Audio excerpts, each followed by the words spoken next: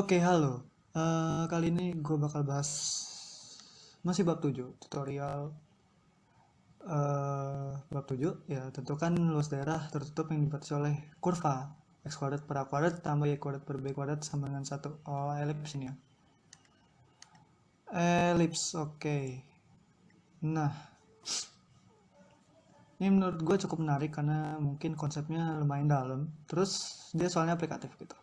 Nah, jadi langkah pertama yang gue pikirin untuk ngejawab soal ini adalah buat model matematikanya dong. Nah, karena ini kurva nih ya, alangkah baiknya kita gambar kurvanya dulu deh. Misalnya kita gambar, set, sorry gambaran gue jelek. Ini kita gambar elips, bakal elips kayak gini. Udah jelek banget, nggak apa-apa lah. Nah, kira-kira bakal kayak gitu gambarnya. Nah, karena dia x kuadrat per a kuadrat, maka dia nanti memotong sumbu x di a sama min a. Terus nanti dia motong di b sama min b. Gitu, ini sumbu y, ini sumbu x. Nah, sesuai dengan namanya integral, yang mana itu bermakan ilmu kalkulus ya. Kalkulus itu sendiri artinya adalah batu kecil. Jadi untuk menghitung integral itu kita perlu memotong bagian-bagian kecilnya gitu. Jadi untuk menghitung luas semuanya kita butuh bagian kecilnya dulu. Gitu. Jadi gue misalnya bagian kecilnya segini lah ya. Nah, ini misalkan dx. Nah, oh ini gue pakai metode cakram. Kalau kalian mau pakai metode kulit tabung, ya tinggal jadi horizontal ya terserah sih. Cuman menurut gue lebih cepat pakai ini deh. Nah oke, tadi ini dx terus gini y ya. Nah berarti kita bisa buat nih integralnya nih. Kalau berdasarkan ini di luas daerahnya itu bakalan kayak gini. Integral dari min a sampai a, karena kita pakai dx, y dx. Nah, ini masih y nih, sedangkan sini dx. Nah, berarti kita perlu menyatakan y dalam bentuk dx, karena di persamaan ini dia masih implisit, ya kan? Oh iya, sorry. Ini harusnya dikali 2. Kenapa dikali 2? Karena kalau kita pakai metode yang ini kan dia masih atasnya doang nih, yang ininya doang kan. Nah, ternyata yang bawahnya nggak kehitung. Nah, tetapi ini ya nggak sesuai gambar sih. Yang atas ini sama yang bawahnya itu bakalan sama luasnya karena dia elips dan dia pusatnya di 0,0. Tengah-tengahnya maksud gue ya, bukan pusatnya. Ya, tengah-tengahnya itu di 0,0 sih. Nah, gitu pokoknya. Jadi kita cukup hitung atasnya terus dikali 2 biar dapat luas elipsnya. Nah, udah itu kita perlu menyatakan y dalam x ya. Oke. Ganti. Nah, ini karena dia bentuknya implisit, maka kita harus buat dia jadi eksplisit. Jadi dikali b kuadrat ya supaya y-nya sendiri. Jadi dia bakal x kuadrat b kuadrat per a kuadrat ditambah y kuadrat sama dengan b kuadrat. Nah gitu. Terus ya bisa dipindah ruas jadinya y kuadrat sama dengan b kuadrat dalam kurung 1 min x kuadrat per a kuadrat. Ya bisa dibilang gitu. Karena sama-sama ada b kan ya. Sama ada b kuadrat bisa dikeluarin jadi y-nya akar kan. Berarti b-nya di luar bisa akar 1 min x per a kuadrat dikuadratkan. Nah, kita udah dapat persamaannya nih. Y sama dengan b dikali akar 1 min x per a dikuadratkan. Nah, berarti kita bisa ngubah bentuk integralnya.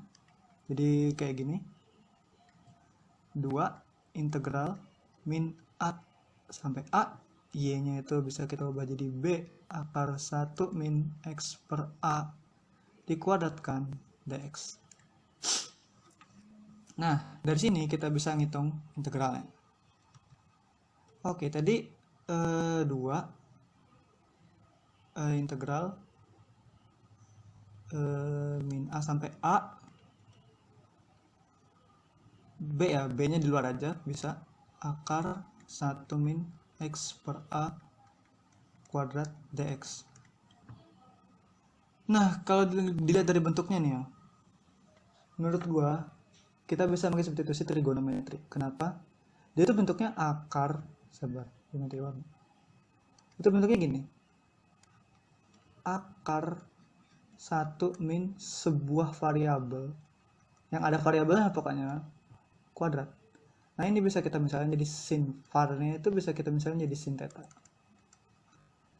Nah sini kan 1 ya, 1 sin theta kan. Kalau misalnya sini 4 dia jadi 2 sin theta gitu. Nah berarti kita bisa misalin var-nya nih yang dalam kurung ini jadi sin theta.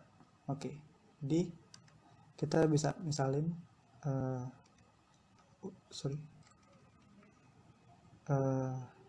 mana? Bisa sub ya, subs X per A sama dengan sin theta. Oke, berarti kalau misalkan diturunin dx per A itu sama dengan cos theta d theta, atau bisa jadi dx itu sama dengan A cos theta d theta. Oke, udah sampai situ berarti kita bisa ngubah bentuk integralnya dan kita bisa ngerjain. Jadi ya 2b integral min A sampai A. Oh sorry, batasnya berubah ya. Salah.